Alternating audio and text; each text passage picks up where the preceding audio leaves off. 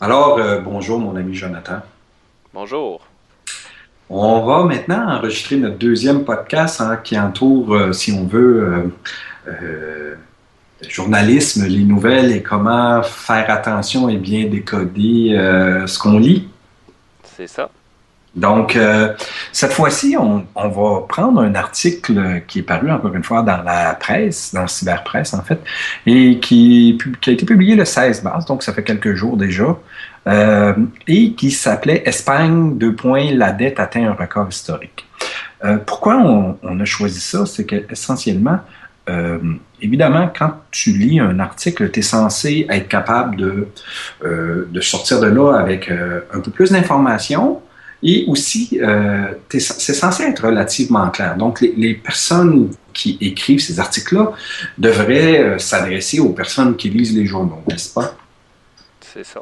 Donc, quelqu'un, je te dirais, avec des capacités et des connaissances générales correctes, serait capable, devrait théoriquement être capable euh, de comprendre l'article. Mais trop souvent, particulièrement dans les nouvelles de type affaires et ou économiques, on présume pratiquement parler déjà à des économistes ou des gens qui ont des connaissances en économie qui sont assez importantes. Puis je vais vous donner par rapport à cet article-là des exemples concrets qui font que pour la plupart des gens qui finiraient cet article-là, ils auraient peu compris de choses et ils ne seraient pas capables essentiellement d'en déduire rien, ou ce qui en déduirait, dans le fond, serait probablement pas vraiment issu de l'information même de l'article. D'accord? Oui, Pour ça, ça va bien, Jonathan? ça va très bien.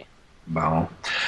Si on regarde, par exemple, déjà dans le titre, bon, l'Espagne, la dette atteint un record historique. Donc, on présume dans ce titre-là que, bon, j'imagine que si on en parle comme ça, c'est parce qu'on fait l'hypothèse que ça va pas bien, hein, mais c'est pas clair, non. On fait juste dire que la dette atteint un record historique. Déjà, en soi, le concept de dette est pas évident à comprendre pour la plupart des gens. Vous savez qu'on fait souvent référence à dette puis à déficit. Fait que là, si on parle de dette, on fait référence à quoi vraiment? C'est pas clair. Est-ce qu'on parle de la dette du gouvernement de l'Espagne? Est-ce qu'on parle de la dette des gouvernements? Bon, en tout cas, c'est pas clair dans le titre et donc ça nous laisse un peu dans le vague. Et là, si on commence, le premier paragraphe, ça dit la dette publique de l'Espagne a atteint, fin 2011, un record historique, représentant 68,5 du PIB. Et ça, c'est intéressant. Parce que là, on ne parle pas du montant de la dette, on parle du fameux ratio, là, qui est la dette divisée par le PIB. Et là, en partant, j'imagine une personne qui a un petit peu de connaissances, mais pas trop de connaissances de l'économie, elle a déjà un problème. Première des choses, c'est pas tout le monde qui comprenne c'est quoi le PIB. Donc, on présume là que les gens comprennent, ce qui n'est pas évident. Euh, C'est pas décrit non plus, là. On utilise l'acronyme sans l'expliquer, là. Sans même dire à quoi ça fait référence. C'est produit intérieur brut. Normalement, tu aurais dû l'écrire et avec la force de l'Internet maintenant, il y aurait eu moyen de créer un hyperlien à une explication de PIB. Comprends-tu? Mhm.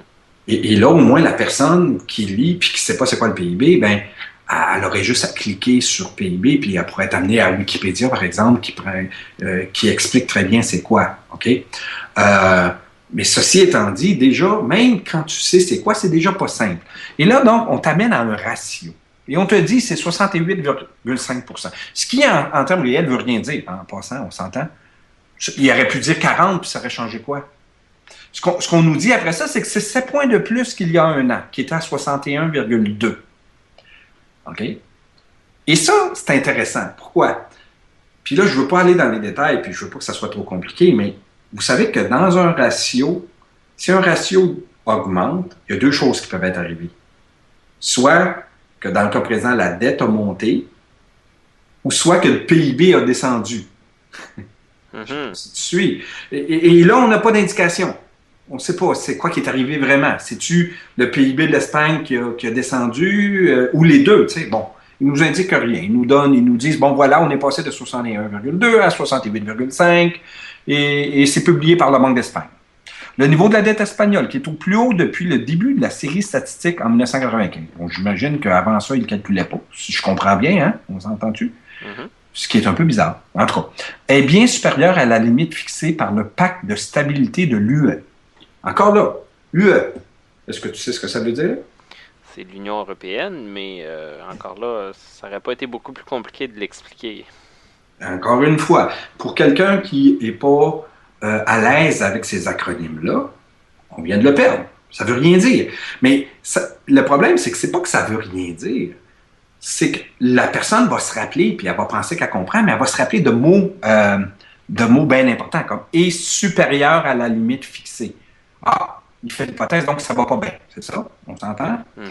Et la limite fixée est 60%, mais demeure environ 20 points en dessous de la moyenne de la zone euro, qui, elle, est à 87,4%. C'est quoi tu sors de ce paragraphe-là, toi, là?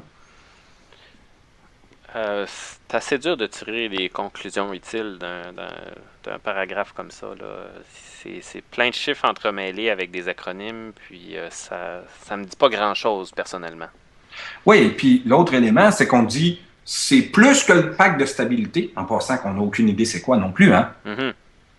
Il faut juste parler de pacte de stabilité, mais c'est plus bas que la moyenne,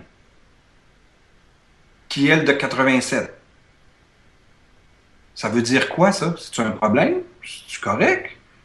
Y a-tu une inquiétude? On n'en a aucune idée.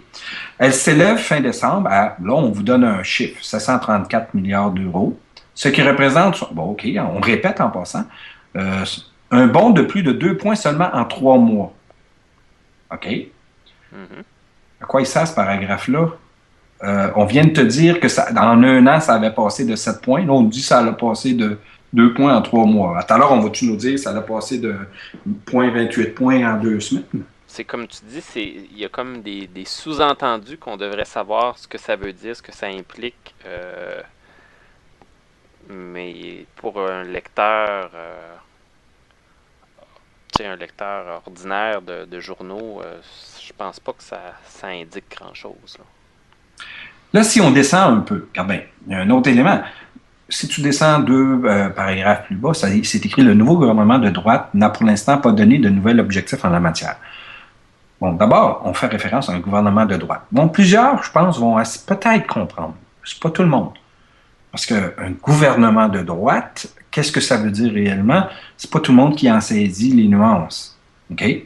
Le paragraphe d'après, la dette publique espagnole en proportion du PIB est en hausse continue depuis le premier trimestre 2008, où elle atteignait 35,8 après plus d'une décennie de baisse. Qu'est-ce qui est arrivé en 2008? La crise économique. La crise économique. C'est pas dit, c'est pas écrit. L'autre élément, encore là, c'était 35,8. Mais qu'est-ce qui est arrivé après ça? Fort probablement que c'est le PIB qui a descendu. Mhm. Et c'est sûr que si le PIB descend, bon, la dette augmente, donc le rapport va augmenter. Mais encore là, on nous donne très peu d'informations. OK? Et là, tout à coup, on nous arrive avec la situation des 17 régions autonomes est particulièrement préoccupante. Ça, c'est intéressant parce que, bon, pour la plupart des gens, OK, surtout ceux que c'est la première fois qu'ils lisent un article comme ça ou ceux qui ne savent pas, qu'est-ce que ça veut dire, ça? Pourquoi ils n'ont pas commencé en disant, bon l'Espagne qui compte 17 régions autonomes, mais là, non. On présuppose que tu le sais et on te dit la situation des 17 régions autonomes est particulièrement préoccupante. Donc, je fais l'hypothèse qu'on est censé, encore une fois, savoir de quoi on parle. Bon, j'imagine qu'on parle de l'équivalent, par exemple, pour nous, de province.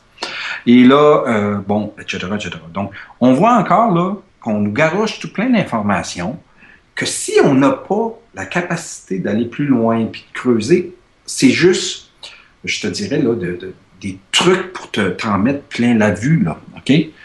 Et là, après ça, on rentre dans une série de données où on compare chacune des régions et on dit que chacune des régions, dans le fond, ont aussi des dettes. Ah, donc là, la dette de l'Espagne, c'est plus strictement la dette du gouvernement espagnol. C'est la dette du gouvernement espagnol plus la dette des régions et plus la dette des municipalités. Ah, tiens, on complexifie tout ça, là. Puis là, beaucoup de monde ne comprendrait pas où on va en venir avec ça. Euh, et là, une chose bien intéressante, si tu vas à l'avant-dernier paragraphe, Mhm. le fort degré d'autonomie des régions espagnoles est une source d'inquiétude pour les marchés. Ça, c'est intéressant. Et là, on rentre plus dans l'idéologie. L'idée est la suivante. Plus les gens ont d'autonomie, plus les marchés n'aiment pas ça. C'est intéressant, hein? Mhm. En fait, le marché, là, ce qu'ils aimeraient, dans le fond, c'est s'ils avaient un contrôle un peu de type dictatorial qui dirait, bon, ben, toi, tu n'as pas le droit de dépenser, toi, tu as le droit de dépenser, toi, tu n'as pas le droit de dépenser, de façon à minimiser les risques. Mais si tout à coup, les gens peuvent prendre leurs propres décisions, puis qu'il y a des niveaux de décision qui sont plus près des gens, ben, le marché, il voit ça comme un risque. Tandis qu'en général, quand on présente que des régions ont tu sais, Ils sont autonomes, ont de puis l'autonomie, en démocratie, c'est considéré comme quelque chose de positif. tout à fait. Puis là, on présente ça comme si c'était quelque chose qu'on devrait voir d'un œil plus ou moins critique, là. C'est ça. Et ça, tu vois, c'est un autre bel exemple de comment, à l'intérieur d'une petite phrase perdue dans un article, on est en train essentiellement de parler, de positionner des idéologies de contrôle. Parce que les marchés, ce qu'ils aimeraient, dans le fond, c'est que plus le pouvoir est concentré pour un marché, plus c'est facile de contrôler. Donc, plus ils sont à l'aise. Plus le pouvoir va dans les mains qui sont plus près des gens, moins ils aiment ça. Donc, dans le fond, le message là, c'est, hey, dans le fond, ils ne devraient peut-être pas être si autonomes que ça, ces régions. Hein? Parce que les marchés n'aiment pas ça.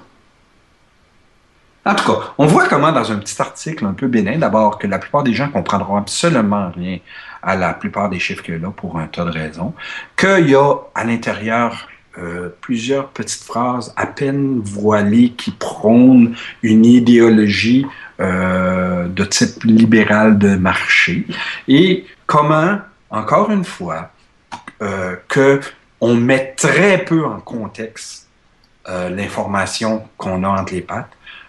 On finit cet article-là en disant, bon, c'est quoi qu'on en sait plus vraiment? Est-ce que l'Espagne est en santé ou pas? Ah, on sait que oui, ils ont une grosse dette, mais ils sont en bas de la moyenne, ils sont en haut du pack. Bon, essentiellement, il y a très peu d'informations et on en tire en bout de ligne euh, qu'un mélange ben, en fait, on sort de là tout mélangé, à moins qu'on se mette à creuser pour chacune des affaires, ce que la plupart des gens font pas. Et c'est ce qui fait un autre bel exemple, d'après moi, de très mauvais journalisme. Qu'en penses-tu? Je pense que c'est, comme tu dis, un très bon exemple. Puis on voit ça assez fréquemment, pas juste dans les nouvelles économiques, mais le contexte est pas souvent présenté dans les articles. C'est souvent, au moins en partie, une question d'espace limité, là, surtout pour les journaux papier. On n'a pas d'espace pour toujours tout dire, mais euh, c'est aussi une genre de mauvaise habitude là, que certains journalistes ou certaines publications ont de prendre pour acquis que les gens vont comprendre eux-mêmes le contexte ou des fois le contexte peut être laissé de côté de manière à ce que le message passe d'une certaine façon. Là. Parce que si on disait tout, ça n'aurait pas le même impact. Là. Tout à fait. Et c'est là qu'on entre dans l'univers de la manipulation. Là-dessus, mon ami, très bientôt, on fera notre troisième. Donc, c'était notre deuxième chronique de l'information démasquée. Donc, à bientôt et à la prochaine.